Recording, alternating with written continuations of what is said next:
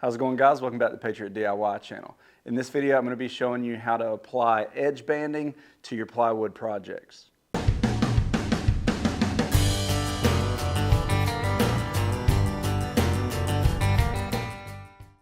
Alright guys, now I'm building some cabinets in the shop today, and most of the time when we're building a project with plywood, we try our best to hide that ugly plywood edge.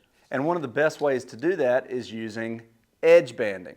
Now I use edge banding most of the time when I'm building cabinets that do not have a face frame, or if I'm building drawer faces out of plywood. So anytime that plywood edge is going to be exposed and you want to hide it. Now the most common type of edge banding that I use is this iron-on edge banding. It has an adhesive here on the back of it, so when you hold it in place on the edge of your plywood and you apply heat with an iron, it melts that glue and adheres to the edge of your panel.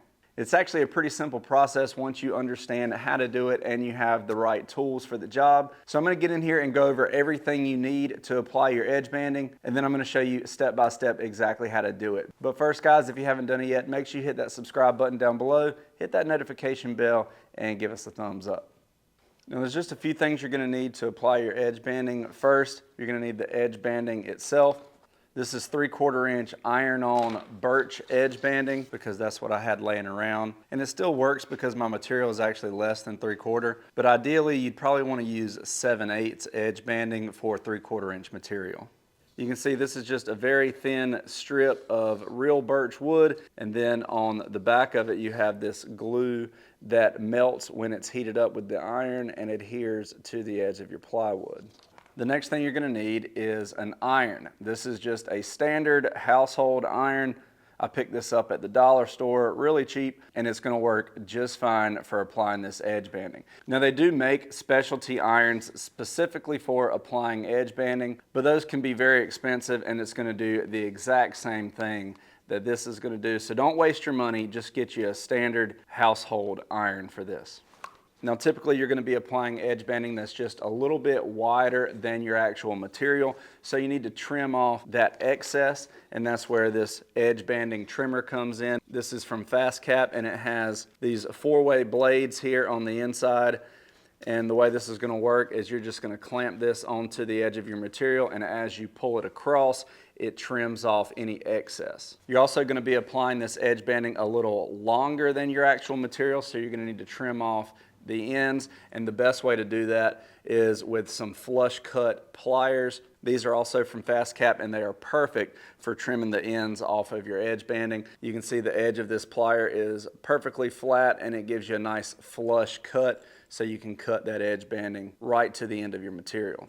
Now once you apply the edge banding with your iron, while it's still hot, you're going to want to really press it onto the material to make sure it adheres nicely. So I like to use this little roller for that. This is just a 2.5 inch rubber roller. So once the edge banding is applied to the edge, I use this roller to roll across and make sure it adheres good all the way down.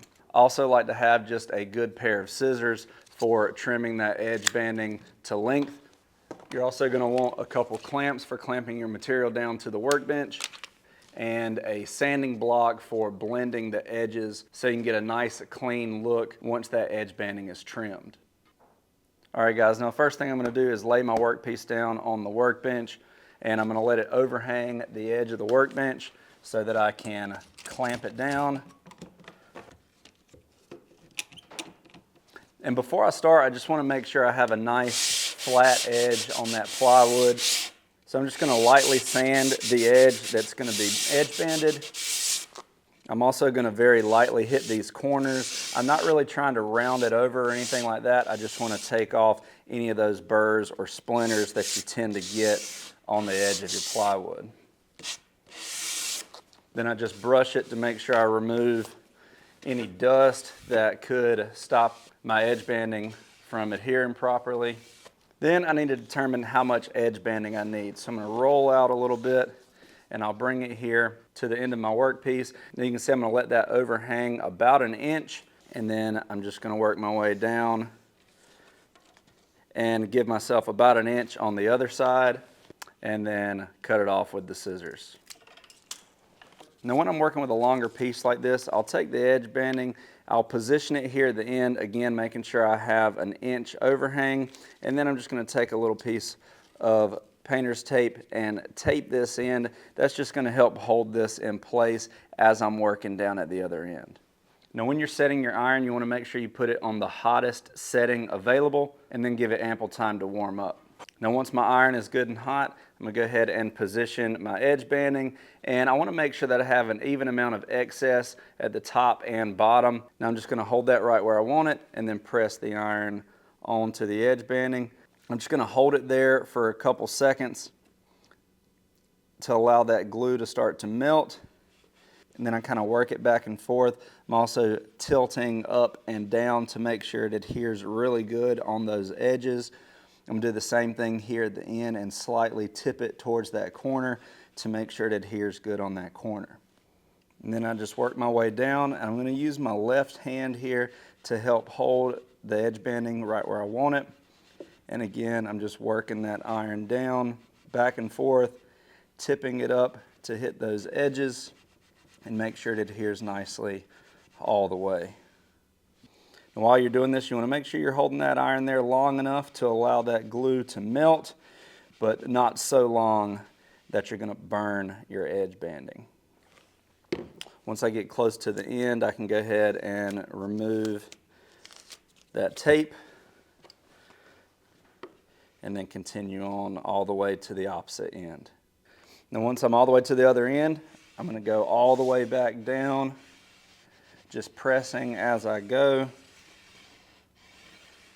And then while it's still hot, I'm going to use my roller to go back over it, pressing down nice and hard, rolling back and forth, and really pressing that edge banding into the edge of the plywood, making sure it's got good, even pressure. Now once you get to this point, you're going to want to let this piece sit for 5 to 10 minutes so that glue on your edge banding can set. Then we'll go back and trim it. All right guys, once that's had time to cool off, you're going to use your flush cut pliers to trim the edge of that edge banding and cut it perfectly flush with the edge of your material.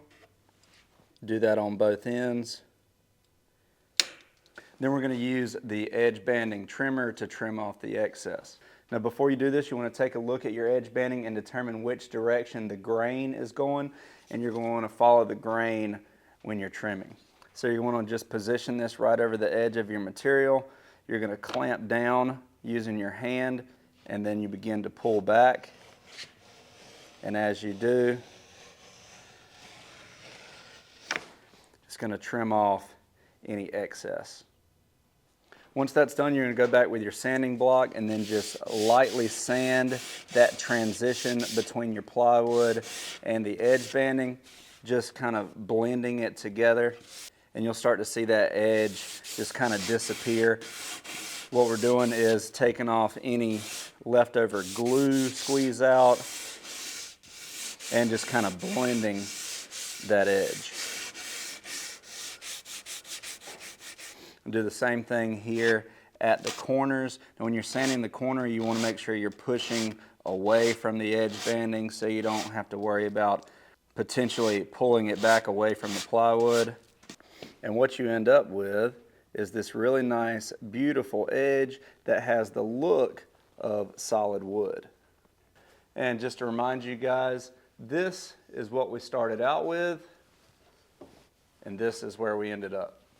All right guys, that is it for how to apply edge banding to your plywood projects. I think the results speak for themselves. We're taking an edge that looks like this and turning it into this.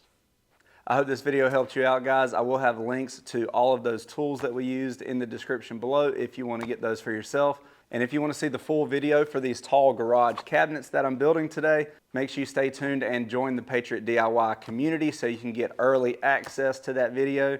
Thanks for watching, guys. Please like, share, and subscribe, and we'll see you next time.